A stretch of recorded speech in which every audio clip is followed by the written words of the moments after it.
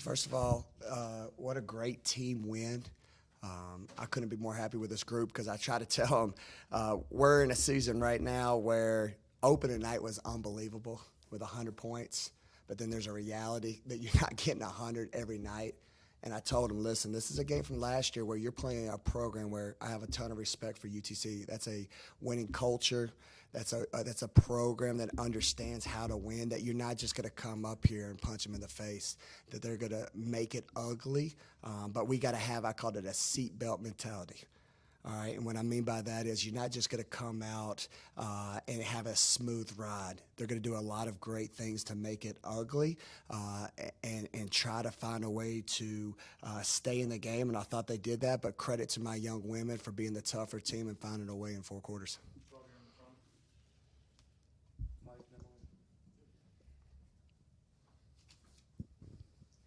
Anaya said that the message in the locker room actually came from Debrisha. She kind of got them straight. What's it been like, having a player like that and Jerk too? That it's not all on you or the coaches. Like they can get the players straight too. 100%. It's player led. That's what I'm trying to. That's what I've been saying. We're at a season where we got to fail fast and learn quick. And I've done this the last 4 games. I write 4 questions on the board. Number 1, what do we need to fix? Number 2, what are we doing well? All right. And when they can go in there, to your point, and Poe immediately starts that conversation, and I'll walk in, and she's like, Coach, here, we got the answers already to what's going on. I think you saw that in the 3rd quarter where they were like, heck yeah, Poe, great suggestions, great feedback. Let's go out there and make sure we're playing Mississippi State way. And I think that's why you saw a 22-7 quarter there in the 3rd.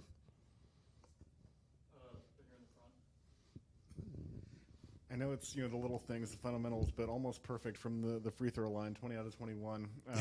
How important is that just to just make sure you're doing something like that well and aren't hurt by something that they can't control? A huge, especially in a game where you go 3 for 17 from the 3-point line. You got to find a way to get some good ones. So for us to go in physical and play hard and get that foul, but most importantly step up and make those free throws was huge. I was happy as a head coach because that was a focus this week. Shout out to my assistant coaches. They did some distraction drills when we finished practice with rolling balls, jumping. I had coaches going in the stands just trying to bring joy, but most importantly, make sure they focus in. And for them to go 19 for 19, that shows me what we were doing at the end of the practice carried over in the game. Coach, 10 points for Denham tonight. What did you think of her performance today? Huge. They did a great job where, again, they had to make it ugly. They had to change some things. I thought they blitzed off of her and tried to go double the post. They had big-time gap help saying, listen, we know we can't stop them in the paint. Let's make them beat from the outside. So for her to step up and make those huge shots, but also +1 on some dagger assist where she had 3 there was phenomenal. But, again, outside of what she does on the offensive end, that young woman doesn't get enough credit for her defense, the way she's able to sacrifice her body. And I was glad, my hands went up. I probably, like every other fan, when she took that charge, I thought her knee buckled. But she says she's great, so I'm glad to see her bounce back up. Defensively has been your constant through the first 4 games. I mean, just really good again today, holding them at 27%. You talked about how dangerous they can be, especially from 3-point line. Yeah. What have you seen from this year's defense through the first few games? Yeah, just a relentless joy playing with game, right? I think it starts with Denham and Destiny. I mean, what a great 2 that can pick up the ball in the backcourt. You got Denham, who is as fast as any kid I've ever coached. She reminds me of Dana Evans, who's in the league right now for me at Louisville. Then when I sub her out, you got Destiny, who's got this long wingspan where Denham got in you and Destiny's just waiting for you to mess up. Then let's talk about my centers. All right, the wings are elite, but then if you get past our front line, you've got Medina, who's unbelievable motor. Her length alters shots. Then you bring in Near with a 6'6" wingspan, and then you got Kayla, who just does all the little things. It makes it hard for our opponent night in and night out. Coach, only 12 turnovers tonight. Where have you seen your team grow in that aspect the past 2 games? Happy coach right there. All right, how many turnovers you say we have again? Come on, let's go. We've been at 17, 20. How many else we've been at, Jimmy? 25, 26. We're coming down, people.